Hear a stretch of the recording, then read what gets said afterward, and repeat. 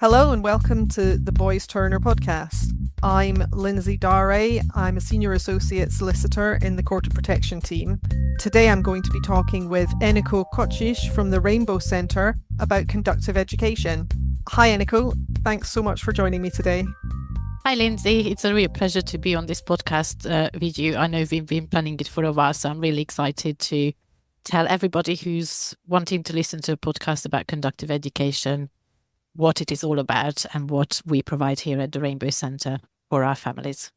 Thank you. Maybe we could start with you just telling me a little bit about the Rainbow Centre. Who are you and what do you do?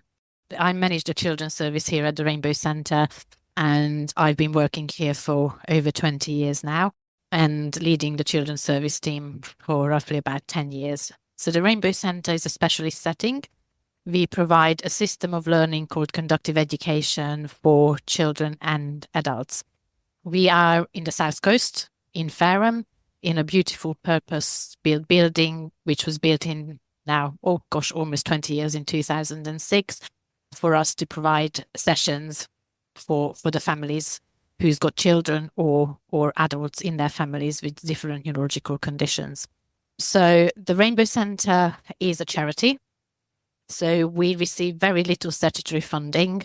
So we have to do a lot of fundraising in terms of meeting the needs of our families who come to us. We work with a highly professional team. So our conductors are all qualified as conductor teacher or conductive teachers and got specialism either in children and adults. And then we've got a couple of assistants sort of completing our team.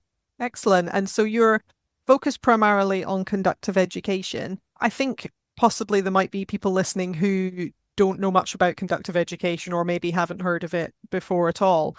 Could you explain a bit about what conductive education is specifically and what sort of conditions it can be helpful for? So conductive education, as it says a little bit in the name, it's an education. So it's a system of learning and is a pedagogical approach to meeting the needs of children and adults with different neurological conditions.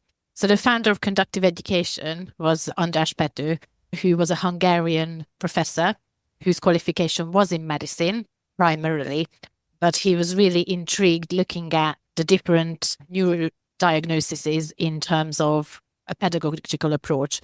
And he looked at all of the theorists who even nowadays we look at as people who underpin our theory. So he looked at internal speech.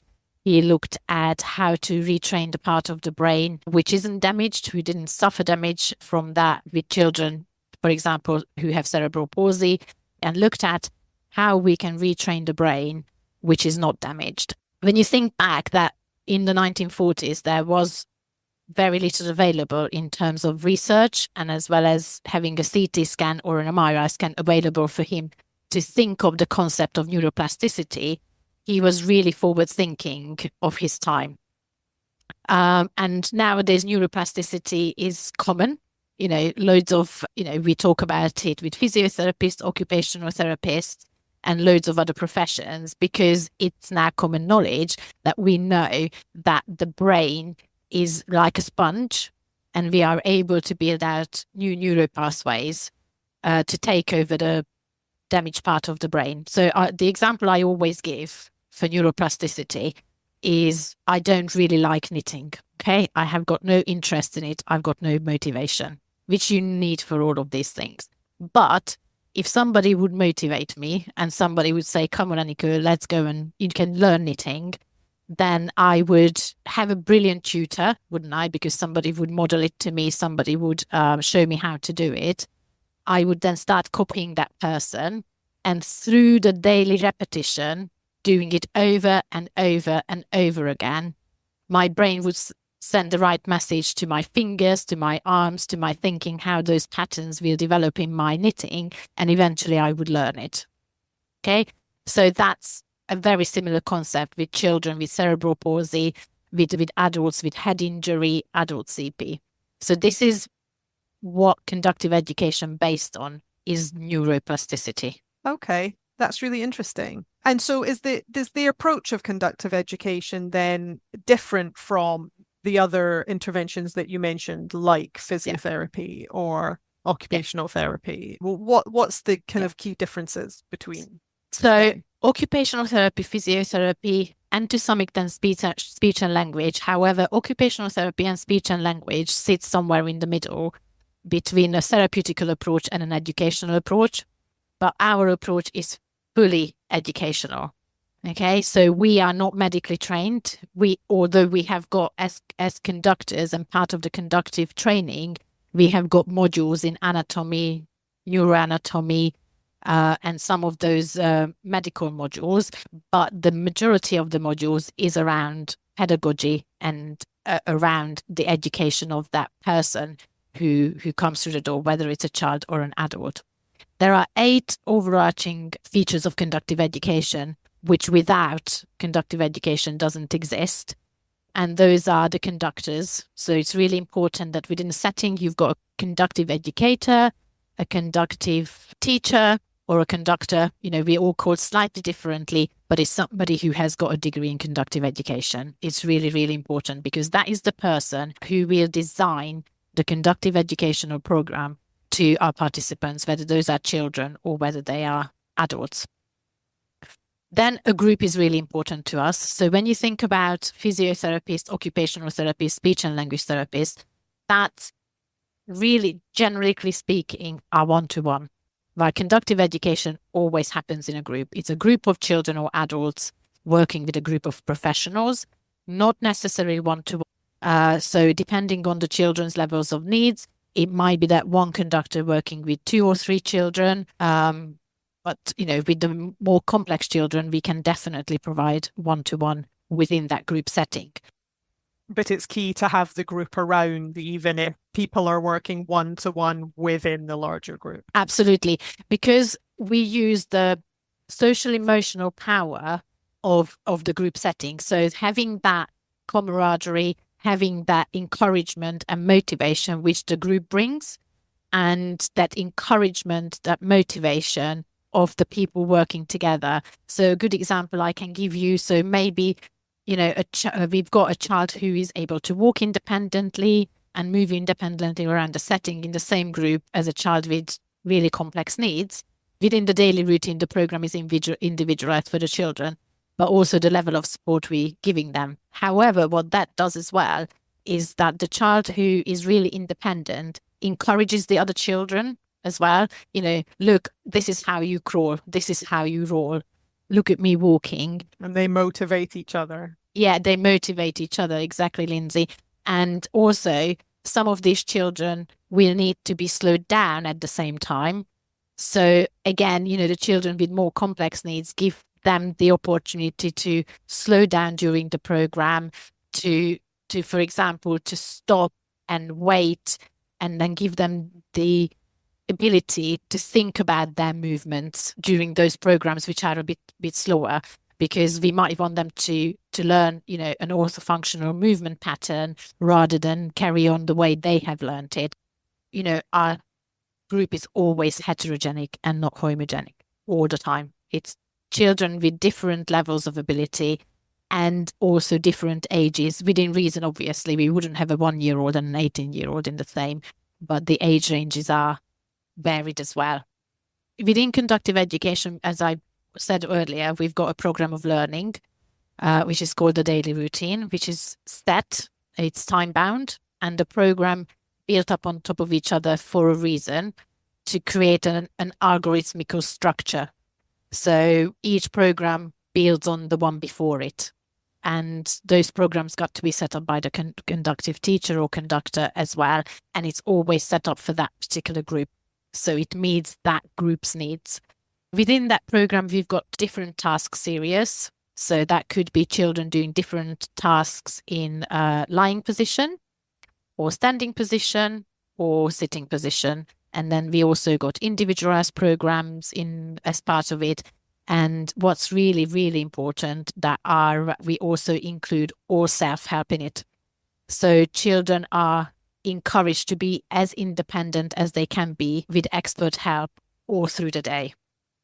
And whilst we have got specialized equipment, it's not what you see in a special school, for example, so we don't have standing frames. We have walking frames for some of our children, and we have got wheelchairs for some of our children, but we always look at how the child can take as active part in their own transitioning, in their own movement as possible with our expert facilitation. And that's another really important part of conductive education is our facilitation technique, which then varies, we won't have time to go into that during this podcast, but our facilitation varies between, manual facilitation, which people think as naturally facilitation is, but other than that, we use so many different approaches within, which could be equipment, our motivation is a type of facilitation, the group is a type of facilitation because it's facilitating all of that learning taking place all through the day. So is conductive education purely focused on improving physical abilities, or does it have benefits in other areas of development as well? Yes, it definitely has. So ours is a holistic approach. So we're looking at all areas of learning for a child. And I didn't mention it earlier, but as part of our children's service, we have got an Ofsted registered nursery, which means we not only have to provide conductive education for our children, but also the early years curriculum as well. And within that, there is personal, social, emotional development, communication and language, and then all of the different aspects like mathematics, literacy, some of the art and imaginative play. And all of these things, no matter what part of the children's service you go to, or in adults as well, included in our sessions. So our program set up in a way to meet children's needs in all of those 4 key areas, such as personal, social, emotional development, communication and language, cognition and interaction, and physical and sensory needs. And when we set up our sessions, they are challenging for the child physically, because we want to challenge them. We want to take them to that next level of development, both in their physical skills, but also in the other key areas. But we use those other key areas as a motivational approach as well. So, I've already talked about, from a social aspect point of view, the group, how important that is and how much, that encourages one child to do the next thing or try and new challenging things. We have got a total communication approach within our setting, which means we use a variety of communication techniques, such as, object of references, switches, buttons, visual timetables, Makaton, as well as encouraging speech itself as well. And I was wondering as well if you could tell us a bit about how the Rainbow Centre funds your work. Do you have access to any public funding for what you do, or do you have to rely completely on charitable donations and your own fundraising efforts? So we are a charity, as you mentioned it. So our families, I can talk a little bit about, how it's funded in children's service, and then I can expand afterwards. So our families have our 0 to 3-year-olds. So those families got free access to our service. So obviously the whole of our early intervention group will need to be funded through our fundraising efforts, which is, your events, community funding, corporate, and trust and grants applications.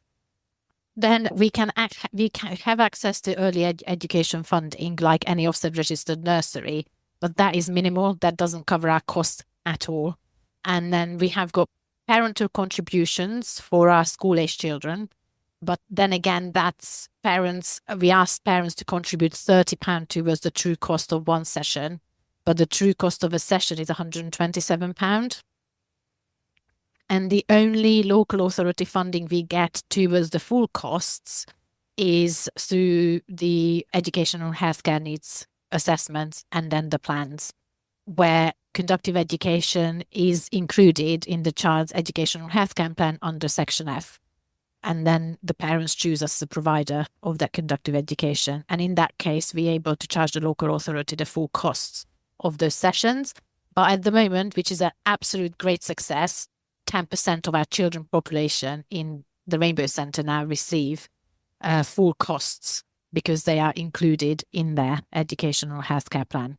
And that's through the work I have done with James Bentling-Skeet from your team. And then we work together closely to secure these successes, and really looking forward to carrying working together, because we know that many parents would like to have conductive education included in the child's EHCP.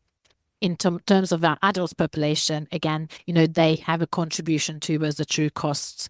So a 2-hour session costs them £37, which obviously doesn't cover costs at all. But other than that, we get no statutory funding at all.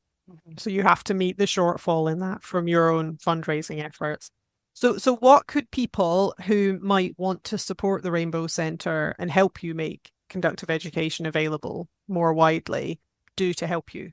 So we have got events going on. So they can visit our website and look at what events we have. Individuals can set up a fundraising page if they wanted to in terms of birthday fundraising. If they don't want to do anything particular, a challenge. We have got corporate events as well across the year, which they can join in. So I know that quite a lot of the people from Boys Turner attended some of our events, such as the ball, for example, last year. And how can people contact you if they want to either get involved in supporting the Rainbow Centre or access conductive education? So if people want to get in touch with us, then they can visit our website, which we're constantly updating. And we just recently updated it with the latest events. So that's worth having a look because it's up there. So that's the www.rainbowcentre.org. Thank you so much for joining me today, Eniko, and telling us a bit more about the Rainbow Centre and about conductive education in general. It's been lovely speaking with you. Thank you for having me, Lindsay. So if anyone is interested in more information about conductive education, then please do contact the Rainbow Centre, or for advice about the support that's available for people living with brain injuries or other disabilities, either in managing their financial affairs, accessing appropriate community care, obtaining an education, health and care plan, or bringing a claim for medical negligence or personal injury that may have led to their disability, then please get in touch with Boys Turner. All the details of how you can contact us can be found on our website, www.boysturner.com.